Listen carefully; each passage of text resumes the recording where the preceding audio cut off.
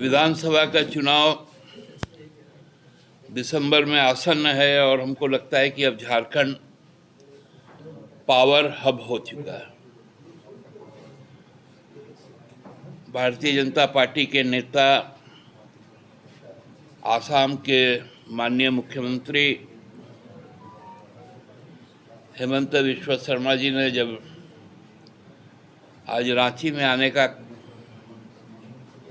काम किया तो उनसे जब पूछा गया उनके दौरे के बारे में तो उन्होंने कहा मैं रिचार्ज होने आया हूँ, क्योंकि अब उनका वैलिडिटी खत्म हो चुका है। जो राज्यों में जो 13 उपचुनाव हुए, उन उपचुनावों ने बहुत स्पष्ट कर दिया कि भारतीय जनता पार्टी के नेताओं का, कार्यकर्ताओं का जो ऊर्जा का जो बैटरी था वो पूरी डिस्चार्ज हो गया और अब उनको रिचार्ज करने के लिए झारखंड आना पड़ रहा है। हम लोगों ने देखा कि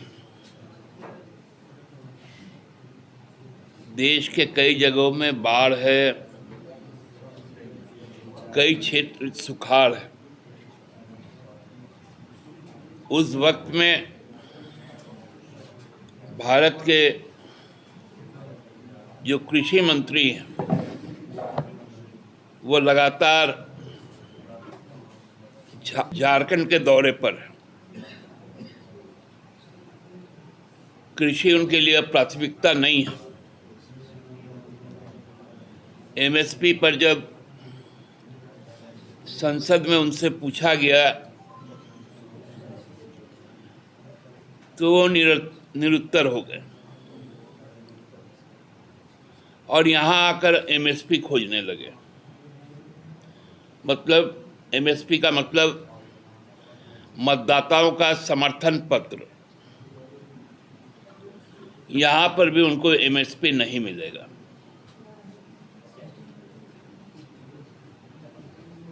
अभी शायद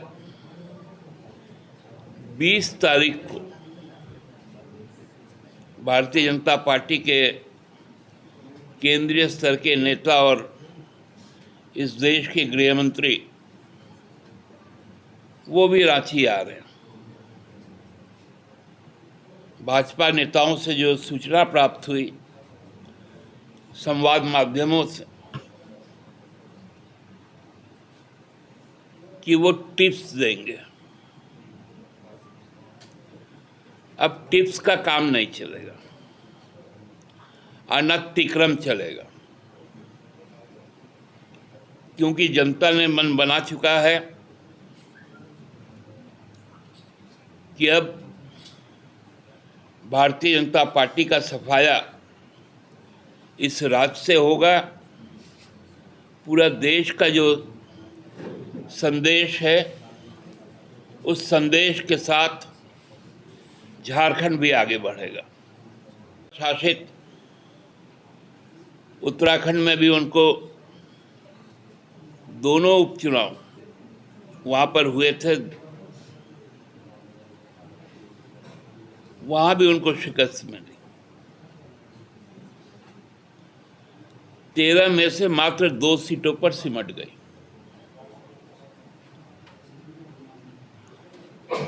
और भाजपा के द्वारा पूर्व में जीती हुई सीटें बंगाल में उसको टीएमसी ने जीत लिया।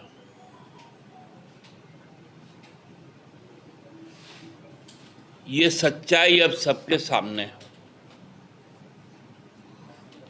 और इसीलिए घबराहट और बौखलाहट सबसे ज्यादा भाजपा के नेताओं में। महाराष्ट्र से जो संदेश आ रहे हैं, हरियाणा का जो संदेश है, जम्मू कश्मीर जिस रास्ते की ओर बढ़ रहा है, जो भाजपा के लिए कहीं कोई जगह नहीं बचेगी और झारखंड में भी उनका दरवाजा बंद है। नेताओं का आना जाना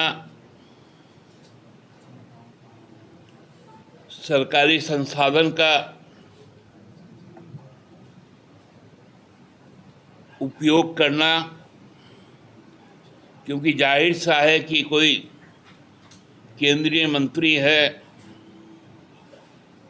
तो जो प्रोटोकॉल है राज्य सरकार को उसमें भारी भरकम खर्चा करना पड़ता है। तो ये खर्चा भी अब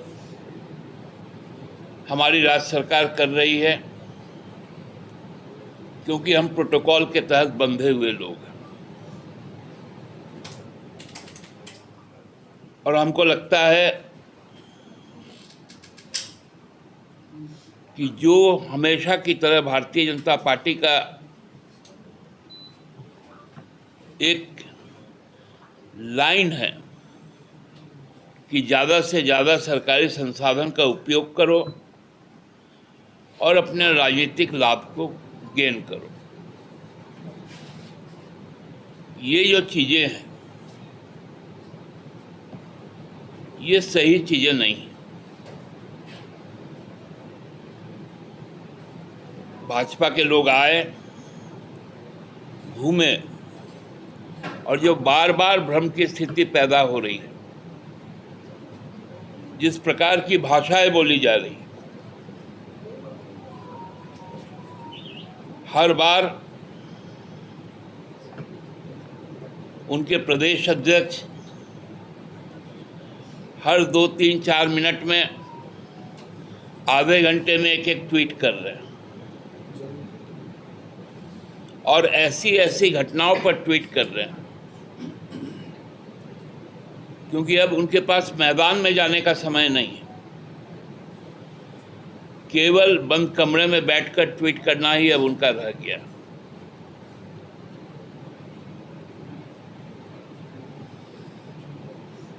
तो हम आज इतना ही कहेंगे कि जो ऊर्जा आपकी समाप्त हो गई है और आप रिचार्ज होने यहाँ पर आते हैं, अब आपको पूरी तरह से डिस्चार्ज करके ही हम लोग भेजेंगे। बहुत बहुत धन्यवाद।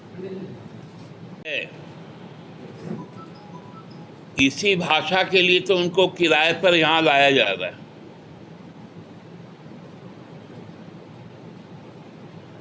कि नफरत को कैसे यहाँ पर बीज बोया जाए। आसाम में बाढ़ आई हुई है, 180 से ज़्यादा लोगों की मृत्यु हो चुकी है, कई हजार लोग बेघर हो गए हैं, और वो आसाम से चलकर यहाँ पर बसे बसाए जो लोग हैं, जिनमें आपसी सौहार्द और भ्रातृत्व सदियों से कायम है, उसके खिलाफ बोलने के लिए उनको बुलाया गया। लेकिन ये झारखंड है, ये आसाम नहीं है। आज हेमंत बिस्वा शर्मा जी से पूछना चाहिए कि आसाम में एनआरसी का मामला कहाँ गया। एनआरसी में जो वहाँ की बड़ी संख्या में जो हिंदू संप्रदाय के लोग हैं, उनका नाम रजिस्टर में नहीं चढ़ा, तो आज एनआरसी पर वो चुप क्यों है? यहाँ घुसपैठ पे बोल रहे हैं, आसाम में एनआरसी पे नहीं बोल रहे हैं, सीएए पर नहीं बोल रहे हैं। यदि हिम्मत है सीएए और एनआरसी पर बोलना, तो बंगाल के 2 जिले एक बोनगा जिले में जाकर बोले, जहां से उनका शांतनु अधिकारी केंद्रीय मंत्री हैं। समझ में आ जाएगा। कुछ बिहार में जाके बोले, उनको समझ में आ जाएगा। ये दो भाषीय लोग हैं, राज्य देखकर बातें करते हैं। शिवराज जी जय जोहार बोलते हैं, लेकिन सरना धन कोट पर क्यों नहीं बोलते? ये सवाल उनसे पूछना चाहिए। जनाब, फैलाना ही अब भाजपा का काम। लोकसभा चुनाव के पूर्व में भी ऐसे कई प्रयास किए गए थे, लेकिन जनता समझदार है। जनता इन सब चीजों को सफल नहीं होने देती। कि धर्म के आस्था पे आघात करके देश में संप्रभुता नहीं रह सकती।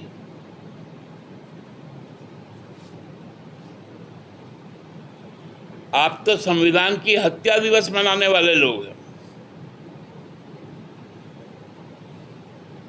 तो जो संविधान की हत्या दिवस मनाने वाले लोग हैं, उनकी सोच में यही सब बातें आएंगी।